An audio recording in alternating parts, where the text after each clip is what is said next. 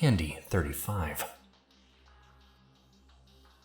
While John dealt with the sight by immediately turning and walking away, in the earth Vriska dove into a nearby bush for safety, Vriska is contending with her predicament through willful denial.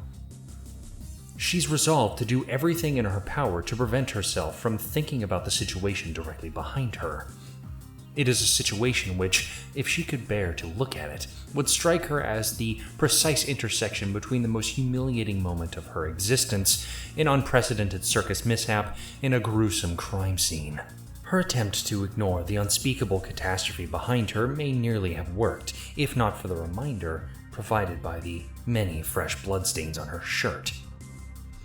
Not only stains of her own familiar cerulean hue, but others of a most unwelcome color mingling with them. A color she never imagined she'd be contaminating her cool and casual ensemble, and certainly not in a context like this. Her attempt to distract herself, to delay the inevitable engagement with her poor judgment, would not fly for much longer. Sooner or later, she would have to turn around and confront the fact that she just kissed a very smelly clown head on. No, she doesn't want to. She won't. There's a rustling in the grass behind her as Gamzee shifts his grotesque supine length. Nope, she covers her ears. She remembers the shame and excoriation of her childhood. The fear, the pressure, being coerced to do awful things to undeserving kids. All that embarrassing effort she spent trying to emulate her ancestor. But in recent years, reflecting on the charade has only made her cringe.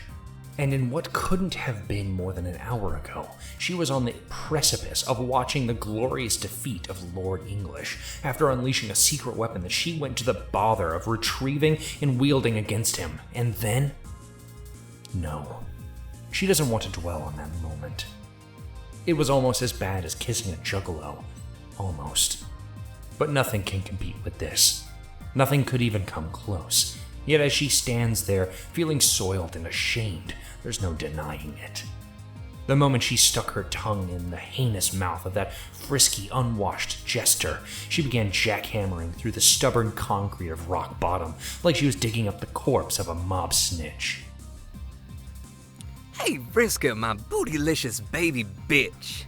Your bad bone daddy is getting to be a chilly motherfucker from this dank summer breeze. How about we get our wicked snuggle on down at this grass we just made all nasty in? She shudders. Somehow during her self-incriminating reverie, she'd managed to forget that she's not even Vriska anymore. She's now Vriska.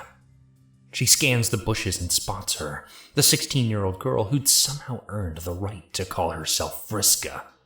The adopted teen daughter of Rose and Kanaya Merriam Lalonde.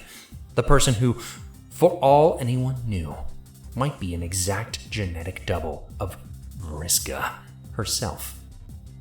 Not that she had any grounds to object.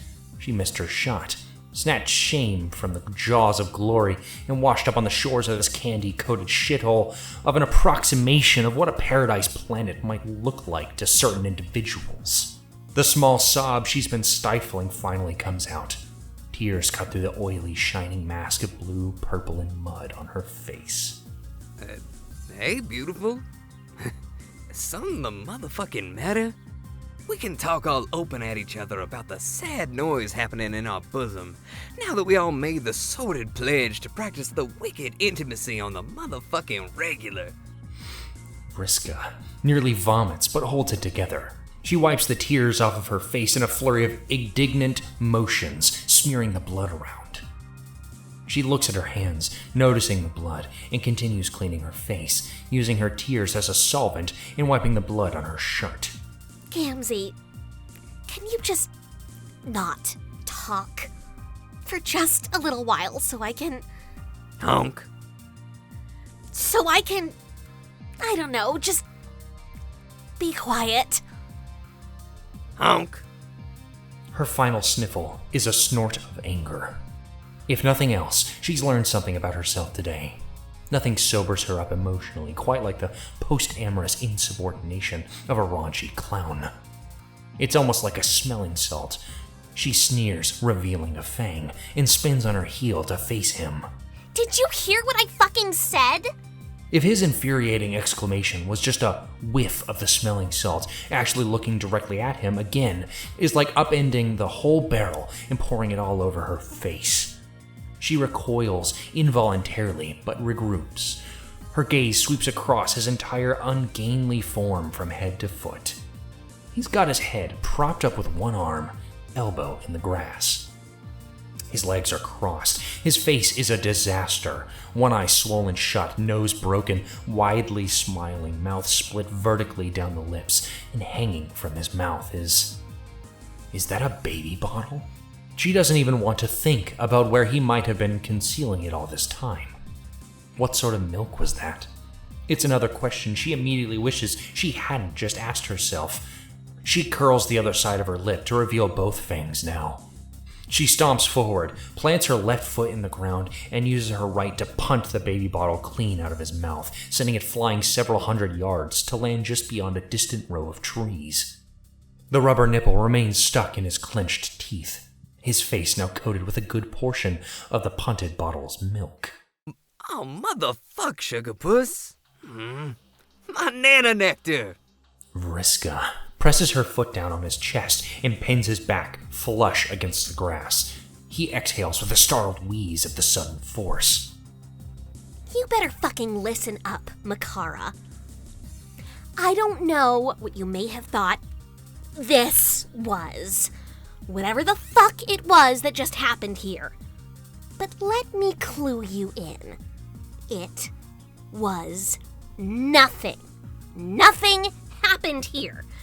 Do we understand each other, you reprehensible, malodorous piece of shit? Hunk? She glares down at him with an intensity that would cause any other man to wither, were he not a reeking pile of circus manure. Gamzee's expression, however, remains steadfast in its vaguely lewd sense of serenity. He simply gazes back at her, his smile slowly broadening. The milk seems to be mixing with the blood on his face, slightly lightening the tint of the purple. She hears a faint digital clicking somewhere. What is that? It seems to be coming from just behind her. She turns around. What the fuck do you think you're doing? At the end of his long, outstretched arm, his hand is working a smartphone. He's smearing blood on the screen as he's typing a text to someone. Even at a casual glance, Vriska can tell he's going to the bother of alternating capital and lowercase letters in the text, making it take more than twice as long. Somehow, this makes her even more pissed off about it than if he were just broadcasting their snogging fiasco without the use of a typing quirk. I gots to tell my fucking #1 invertebrother all about what just got did. But he should get his kick on about what a highly unanticipated yet bitchin' piece of hot and heavy horseplay I was just made to partook. You were just made to? Why, you fucking... You're not telling Carcat about this.